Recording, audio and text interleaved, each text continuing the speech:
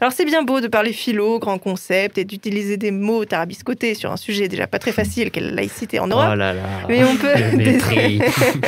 on peut désormais décentrer le regard et se demander comment nos voisins voient le sujet des religions et de la laïcité ces dernières semaines et comment en parlent-ils dans leurs journaux, leurs médias et autres plateaux de télévision. C'est la question que c'est la question que s'est posée Théo Boucard pour nous présenter une sublime revue de presse. La revue de presse par Théo Boucard.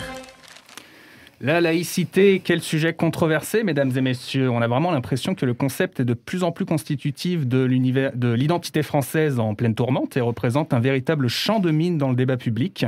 Chaque mot doit être savamment pesé car il peut contenir une forte connotation. Pourtant, on a jugé dans notre émission de faire le point, car il semble absolument cardinal de parler de la laïcité, encore pardon pour le jeu de mots un peu bancal. Alors, comme l'a expliqué Gwen, comme l'a expliqué M. Masson, l'idée française de laïcité est assez particulière et n'est pas forcément applicable à l'ensemble des pays de l'Union européenne. Alors, le site viepublique.fr revient en effet sur une opposition entre conception française et américaine de la laïcité.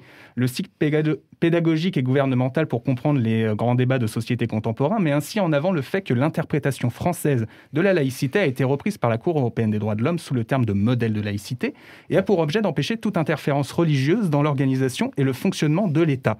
À l'inverse, le modèle américain a pour objet de protéger les religions contre l'action de l'État, dans l'esprit des pères fondateurs des colonies américaines au XVIIe siècle.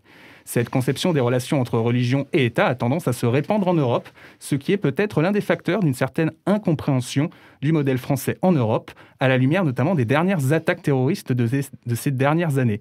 Après l'assassinat notamment du professeur d'histoire-géographie Samuel Paty en octobre dernier à Conflans-Sainte-Honorine, un certain nombre de journaux anglophones notamment ont en effet sévèrement critiqué la laïcité à la française, notamment Politico, qui, je le rappelle, est quand même la deuxième publication la plus influente dans la bulle européenne, après le Financial Times. Quelques jours après cet événement absolument effroyable, le journal avait publié une tribune très controversée du chercheur en sciences sociales Farhad Khosrokhavar. Cette tribune a été supprimée peu après, mais à l'époque, j'avais pris le soin de noter les paragraphes les plus caractéristiques, notamment celui-ci, traduit en français de ma part. Pourquoi la France est-elle visée encore et encore par de violences extrémistes ? La raison est simple, le modèle français de laïcité et son acceptation du blasphème qui a encouragé l'intégrisme chez une minorité marginalisée.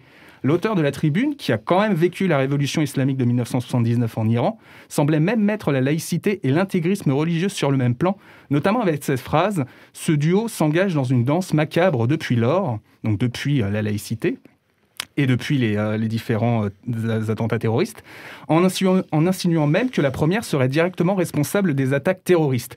Je cite « Les laïcistes français affirment se battre pour la liberté d'expression. En le faisant, des personnes innocentes sont assassinées. » Des propos qui ont donc fait réagir, à l'instar de l'ancien rédacteur en chef du journal Jyllands-Posten, le premier à avoir publié les caricatures de Mahomet au Danemark.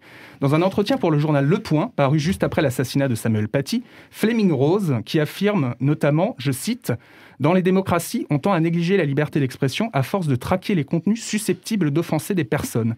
Mais le droit d'offenser est vital pour que la liberté d'expression survive et prospère. Certaines choses sont parfois difficiles à entendre, mais il est crucial qu'on soit autorisé à les dire. Dans nos sociétés multiculturelles, multireligieuses et multiethniques, les croyances sont multiples et les affrontements culturels inévitables. Mais sans liberté d'offenser, nous sommes condamnés à la tyrannie du silence. » Ces derniers mois, le débat autour de la laïcité a pris de plus en plus des allures de défense et de contestation du droit de blasphémer. Alors pour autant, il ne faudrait pas adopter une vision trop manichéenne avec les bons petits Français laïcs opprimés par les méchants Américains et autres Européens.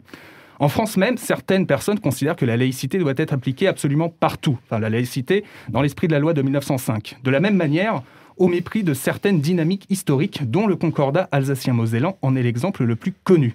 Celui-ci a notamment fait parler de lui lors d'une polémique liée à l'octroi par la mairie de Strasbourg d'une subvention pour la construction d'une mosquée. Une chose parfaitement légale dans le département du Bas-Rhin. Le journal Rue 89 Strasbourg ayant notamment repris l'ensemble des subventions municipales et régionales dans un article de mars dernier. Au-delà de ces différentes polémiques, c'est l'existence même de ce concordat qui semble remis en cause. Plusieurs médias ont notamment fait état de ce sondage de l'Institut IFOP, selon lequel 52% des Alsaciens et Mosellans souhaiteraient son abrogation, un taux de rejet qui atteindrait même 60% à Strasbourg. Un autre article du journal Marianne du début du mois, donc de ce mois-ci, a donné la parole à Benoît Vaillot, doctorant à l'Université de Strasbourg et fervent défenseur de l'abrogation du Concordat. Pour lui, je cite, « La suppression du Concordat est éminemment souhaitable ». Alors, Monsieur Masson, qu'est-ce que ça vous inspire, tous ces débats en Europe sur la laïcité à la française, les différents modèles que pourrait revêtir cette laïcité ? C'est normal que les pays européens qui ont des histoires différentes ne puissent pas se mettre d'accord. Encore une fois, si on prend l'histoire de l'Angleterre et qu'on le compare avec l'histoire de la France, les histoires sont complètement différentes. On ne peut pas atteindre un accord entre pays. Ça me paraît assez logique.